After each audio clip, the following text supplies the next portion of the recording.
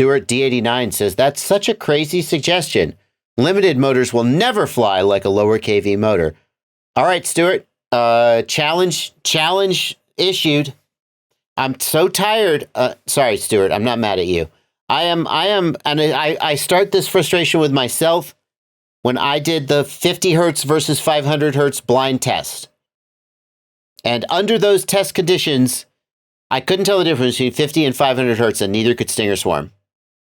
Now, we weren't flying race gates, and since that test, some people have said, well, if you fly race gates, and there was another person who did another blind test, and they could tell the difference. 8 out of 10 and 10 out of 10, I believe, were the numbers.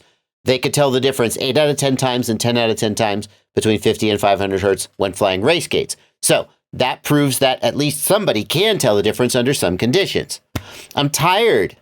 I'm tired of people making claims without data behind it.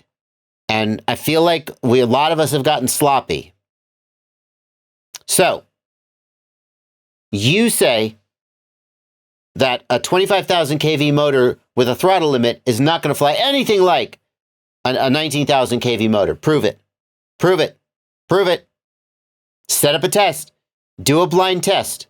Do a blind test. You don't know. You think you know. You haven't done a test. And we all fall into this. We all fall into this. Get two of the exact same quad. Identical. One with 19,000 kV, one with 25,000 kV motors with a throttle limit. Have one, set them up the same. Have one of your friends pick which one, plug it in. Don't tell you which one. You fly it. You got to be honest. You got to want to have actual results, because obviously anybody could fake this. Anybody could fake this and be like, "Oh, look, I got them all right. Bardwell's an idiot." You got to want to be honest. And maybe there is a difference, but so often people say, "Oh, there's such a big difference. 2306 versus 2207. My God, how dare you suggest that they could be anything alike?" Do a blind test. Prove it. I want to see it. I want to see the blind test. It's not that there isn't a difference. There is a difference. But can you tell the difference? Prove it. The biggest difference with a throttle limit is that you get higher amp surges when the motors change speeds. And the other thing is that, like, if a pilot like Ciotti says, just do the throttle limit, it works pretty good. You know, there's got to be something to that. There is a difference.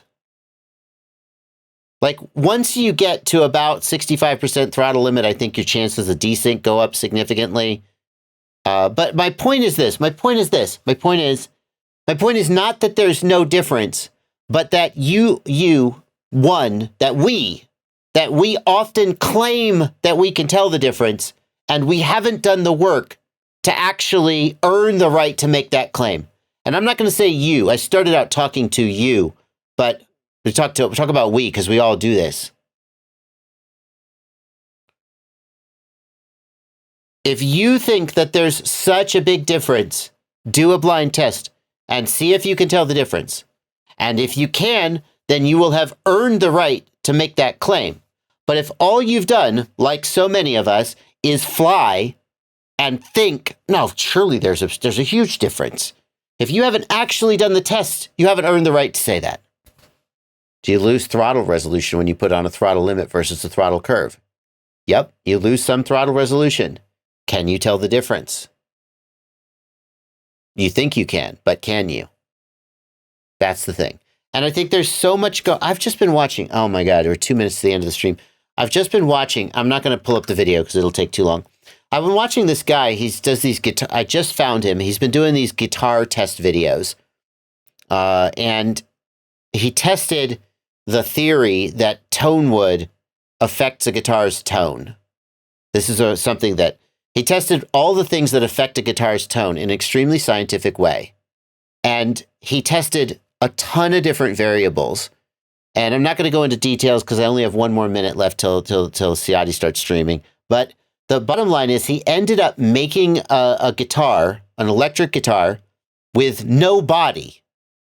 He took these 2 benches, basically, and he basically strung the strings across midair, right? And you could watch the video, you want to find it. But basically, the guitar had the same tone with basically no body whatsoever. And he was like, all this claim that like tone wood has this huge effect on the guitar's tone. The wood, it was mahogany or ash. He's like, it's nonsense. There's no difference. The number one thing he found that changed the tone was the distance of the pick. Well, obviously the type of pickup, but the distance of the pickup to the strings made the biggest difference in his testing. And so my point is that we take all of these things as given, as they ought to be, because a car in second gear won't accelerate the same as a car in sixth gear, so a higher kV motor can't be the same.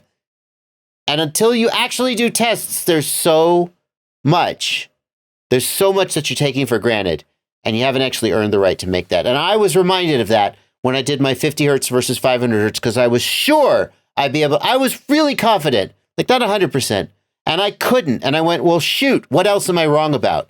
And I think we could all use a dose of that humility and a scientific approach to knowledge. And that's about it.